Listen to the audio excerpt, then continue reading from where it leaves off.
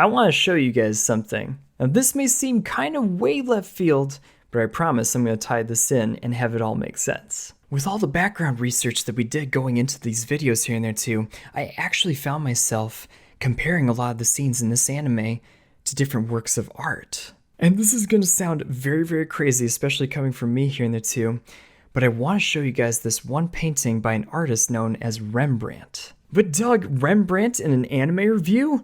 Huh? Oh yes, I'll show you exactly how this one makes sense. Now right below you, you should see a painting from Rembrandt called The Night Watch. Now I don't want to necessarily give you an art history lesson, but at the same time I want to call your attention to the use of light and dark that Rembrandt uses in his painting. Now you see the militiamen in the very forefront as the focal points of the painting as they're bathed in light and surrounded in darkness. And these guys are essentially keeping their town safe and kind of making sure that everybody's okay, even though the world around them is in a state of darkness. Now superimpose that with this image. Okay, let's see exactly how they compare. With our hero Tanjiro basically bringing the light with the fire of his blade in a world that's filled with darkness and demons, you see how the two of these things compare. So even taking a look at the light and darkness here and there and the symbolism involved, you could see why I would think that Demonslayer is art. Now, okay, are they the real diehard art history majors who are like, Doug, why are you comparing anime to Rembrandt? They're like apples and oranges, dude. But at the same time, I do truly believe that even with the symbolism of all this stuff involved, that this really knocked it out of the park. And again, visually speaking, that's why I think that this anime is absolutely stunning.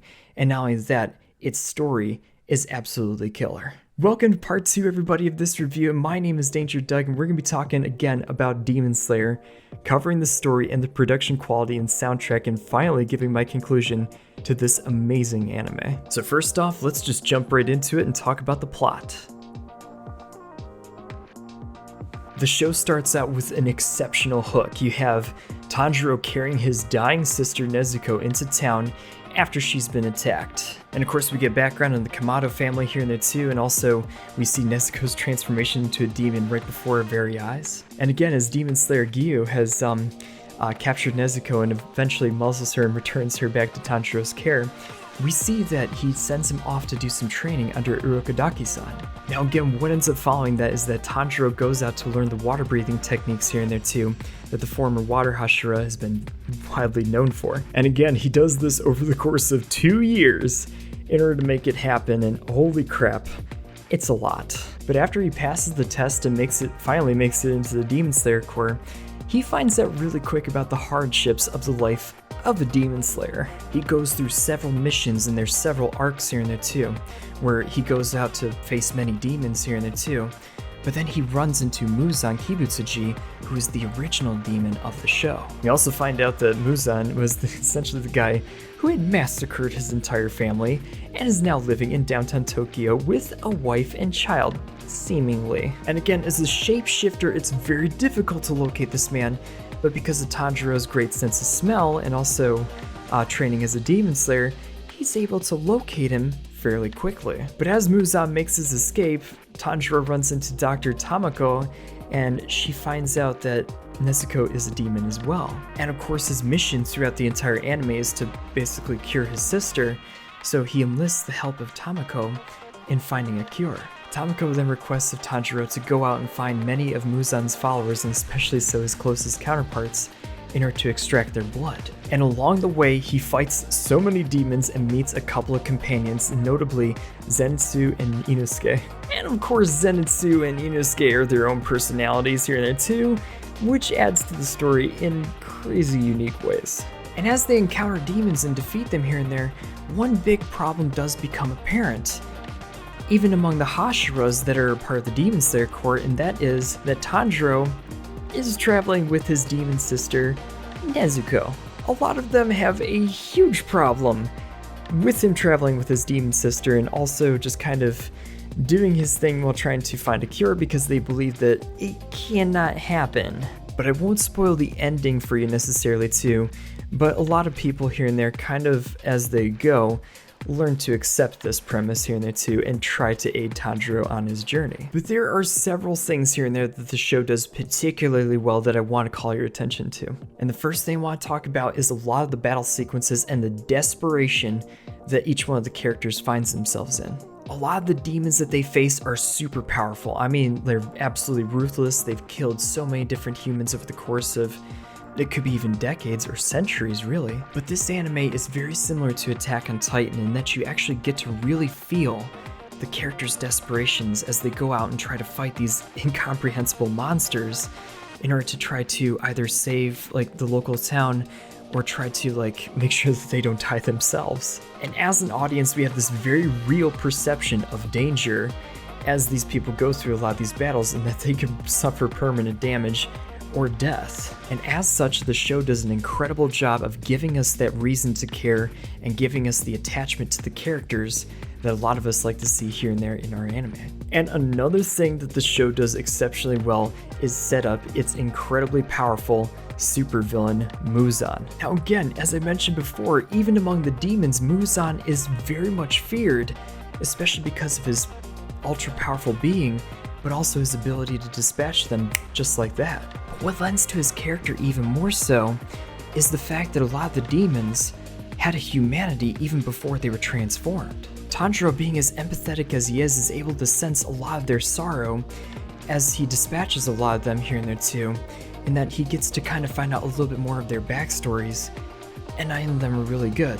And again, this is presented to us, the audience, in such a unique way, in that we actually get to develop feelings for the demons as well before they were transformed. A lot of times you run into family troubles here and there too, terminal illnesses, or just general like rejection and regret from their past lives. And Tanjiro is able to see this and kind of sense it all along here and there too, which gives us a much more broader picture of the humanity that not only does Tanjiro possess, but also so do the demons. But this leads way back to Muzan, the original demon, as he's created so many of these other demons as well. And what do I mean by that is that he's such a narcissistic personality that he doesn't care for life at all, whether they be demons or humans. He just kind of cares for himself and trying to make sure that he can become the strongest being that he could ever possibly ever be. And this is what makes him such a great villain throughout the entirety of the show, because it sets him up so that, you know, not only do the humans in the show really not like him a whole lot, but it gives us a reason to hate him as an audience. We can't help but wonder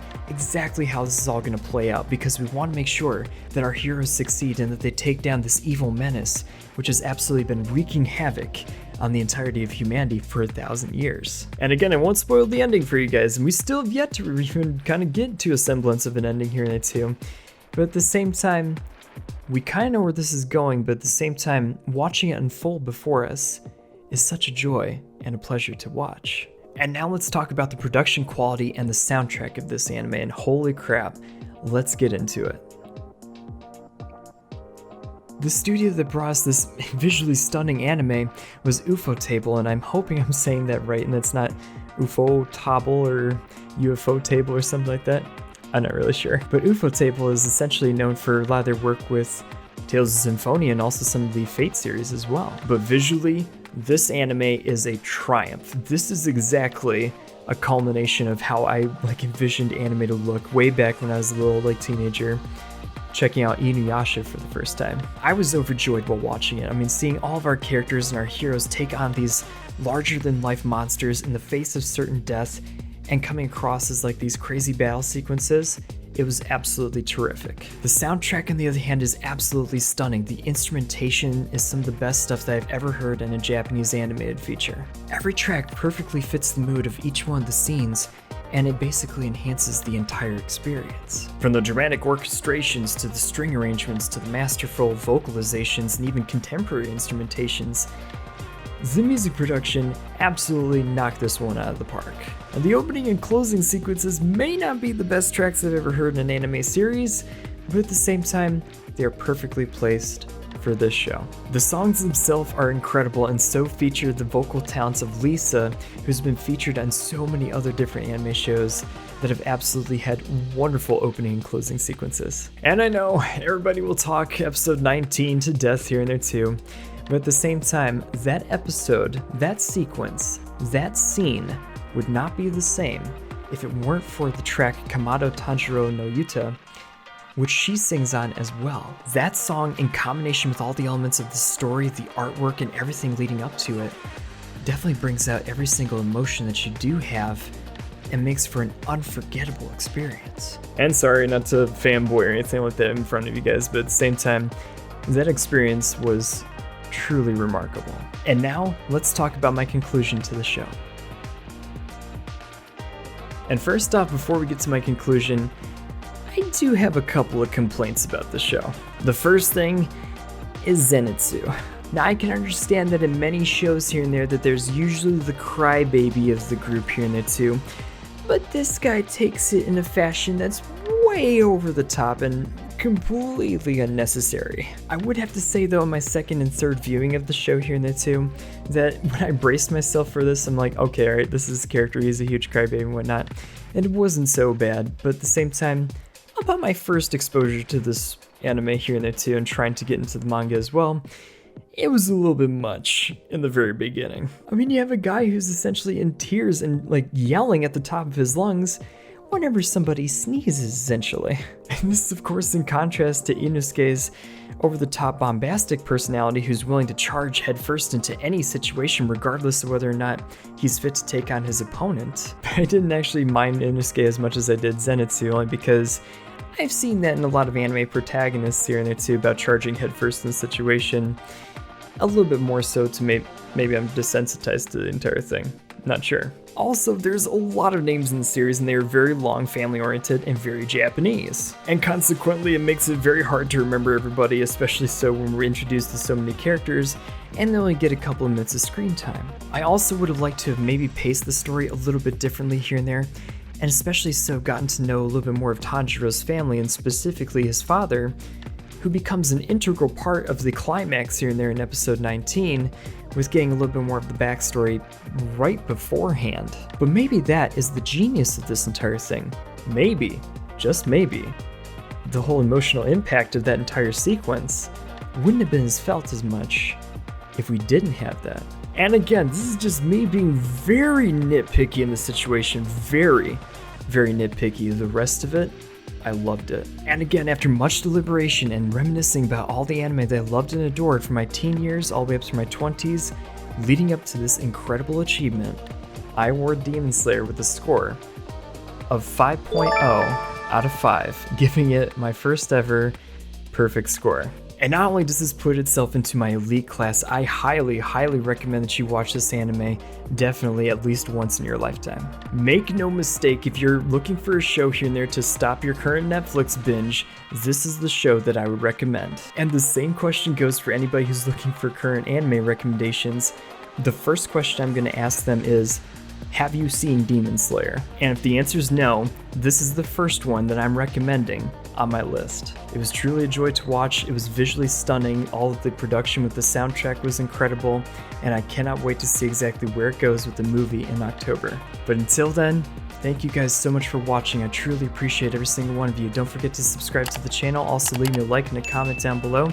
Tell me what you thought about the show too, if you've already seen it, and if you haven't seen it, definitely go watch it and let me know exactly what you think. Also, be sure to check out some of our other anime reviews. I absolutely love and adore every single one of you guys, and I will see you soon in the next video. Bye bye!